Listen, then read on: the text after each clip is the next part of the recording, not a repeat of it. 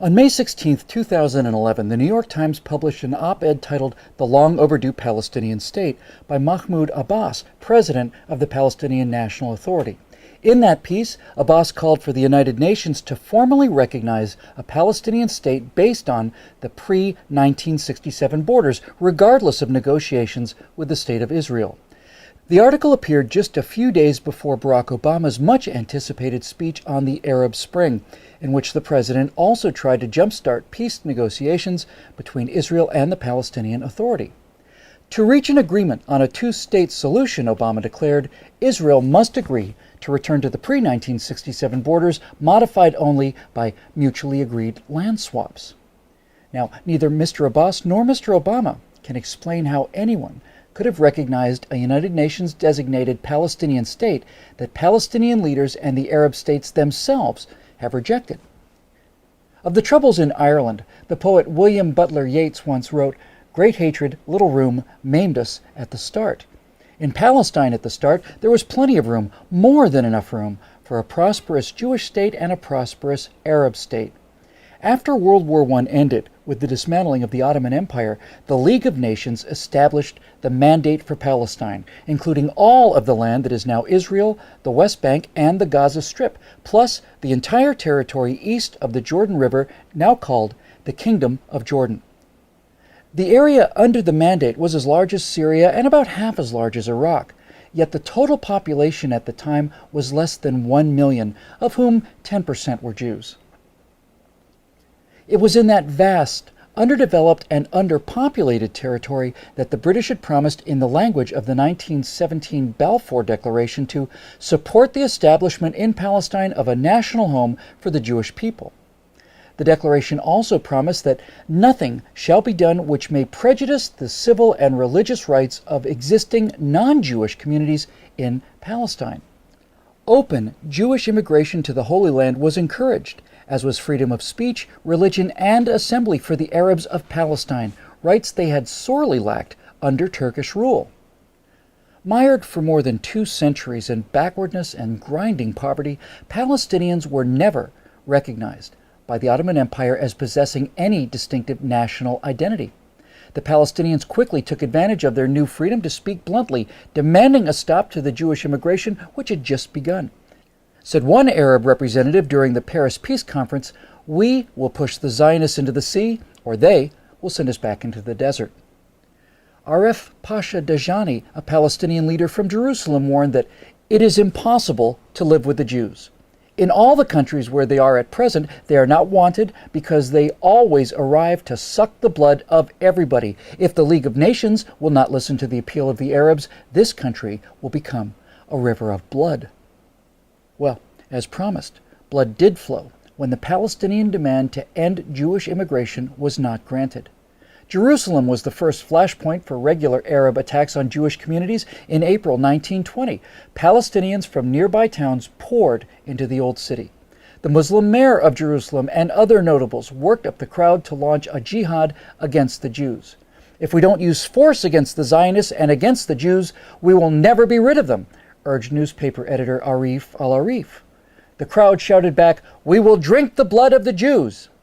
Shouting Islamic slogans like "Muhammad's religion was born with the sword," thousands surged through the Jewish quarter and into West Jerusalem. The mobs vented their rage against any Jew they could find, burning and looting homes and stores, and even attacking British and Arab policemen. After several days of rioting, the final toll was 6 Jews dead, hundreds beaten, and widespread destruction of property. What became known as the Nebi Musa riot was the opening shot in a 90-year war to reverse the Balfour Declaration. And things soon got worse as the Allies, to assuage the fears of Arab monarchs, separated the land east of the Jordan River out of the total area accessible to Jewish immigrants and created the Emirate of Transjordan. Reconciling the aspirations of Arabs and Jews became far more tenuous after the Balfour Declaration had to be carried out in the truncated area of Palestine from the Jordan River to the Mediterranean Sea. There was now much less room and a great deal more hatred. The decades that followed were marred by perpetual violence against the Jews both in Palestine and in Europe. The two were often linked. Under the leadership of the Grand Mufti and President of the Supreme Muslim Council, Haj Amin al-Husseini, the Arabs of Palestine waged an endless jihad against their Jewish neighbors. When the British sent a royal commission to investigate a solution, the Jews, represented by Chaim Weizmann, pressed for a partition of the territory into two states, even if the territory assigned to the Jews was the size of a tablecloth. The Peel Commission's final report, published in July 1937, proposed such a division. The Jews were offered an independent state in a small enclave along the seacoast from Tel Aviv to the north of the country, constituting about 20% of the remaining mandate territory, while the Palestinian Arabs would get 80% for their own state. Desperate for any means to be able to bring in large numbers of the endangered European Jews, the Zionists reluctantly accepted the Commission's partition plan. Led by the Mufti, the Arabs rejected partition out of hand and pressed on with the armed revolt against the mandate. The British succeeded in putting down the violence for a time. Al-Husseini was sent into exile, ultimately in Hitler's Nazi Germany, where he lived as a special guest of the Führer. But severe limitations were placed on Jewish immigration to the Holy Land in the years leading up to the Holocaust that undoubtedly directly led to the death of many thousands of European Jews. Now, following the atrocities of the Second World War, Britain relinquished authority over the mandate to the newly formed United Nations. The UN created yet another commission to try to figure out what to do with the contested territory. The United Nations Special Committee on Palestine recommended, by a vote of 7-3, yet another two-state solution, another partition plan to the General Assembly. This plan would have seen the territory divided almost equally between Jews and Arabs. Once again, the Zionists made public their acceptance of the proposal, and once again, Arab officials announced that any partition would be met with rivers of blood. Shortly after the UN vote, the 20-member Arab League sent their newly organized Arab Liberation Army against the Jews of Palestine. Elements of 5 regular Arab armies from Egypt, Jordan, Syria, Iraq, and Lebanon invaded Israel on May 15, 1948. Arab League Secretary General Abdul Rahman Azam vowed, "This will be a war of extermination and a momentous massacre, which will be spoken of like the Mongol massacres and the Crusades." But despite their overwhelming numbers and heated rhetoric, after a year of fighting, it was the Jewish state that had won a decisive victory. Based on the 1949 armistice lines, Israel's territory expanded by almost 40%. The Palestinian Arabs were the big losers. For the second time in 10 years, their leaders rejected a partition plan that would have given them independence and more land designated for their state than for the Jewish state. Instead, they ended up with nothing, and 650,000 Palestinians became refugees. Jordan's King Abdullah sent his Arab Legion to occupy the Palestinian West Bank and annex the territory to his kingdom. Egypt took the Gaza Strip and for the next 18 years denied Palestinians any civil rights. It never occurred to the rulers of Jordan or Egypt to create a state for the homeless Palestinians, nor did new Palestinian leaders like Yasser Arafat protest this occupation of their land by foreign rulers. Now, 3 times in the past decade, Israeli prime ministers have offered Palestinian leaders an independent state, far more generous than anything Jordan and Egypt ever allowed when they controlled the West Bank and Gaza. At Camp David in 2000, Israeli Prime Minister Ehud Barak agreed to the border suggested by President Clinton that would have established a West Bank Gaza Palestinian state with some territorial adjustments and with the Palestinians getting East Jerusalem as their capital.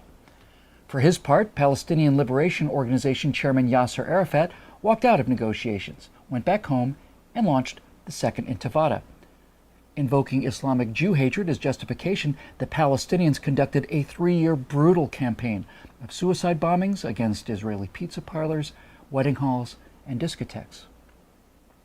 In 2005, Israeli Prime Minister Ariel Sharon decided that it was against Israel's security interest to govern the 1.1 million Palestinians in the Gaza Strip. Sharon dismantled all of the Jewish settlements and pulled Israeli forces back across the 1967 borders between Israel and Gaza without even any land swaps. As an added bonus, Israel left the Palestinians a thriving flour export industry to help jumpstart the local economy. the Palestinians' response to this generosity? Well, first they destroyed the donated greenhouses, and then they launched a war of missiles and rockets against civilian targets in Israel. In a September 2008 meeting in Jerusalem, then Israeli Prime Minister Ehud Olmert presented President Abbas with a detailed map of a future Palestinian state that, with land swaps, would constitute close to 100% of the territory of the West Bank and Gaza prior to the June 1967 war. Olmert also offered to divide Jerusalem, enabling the Palestinians to locate their capital in the eastern half of the city.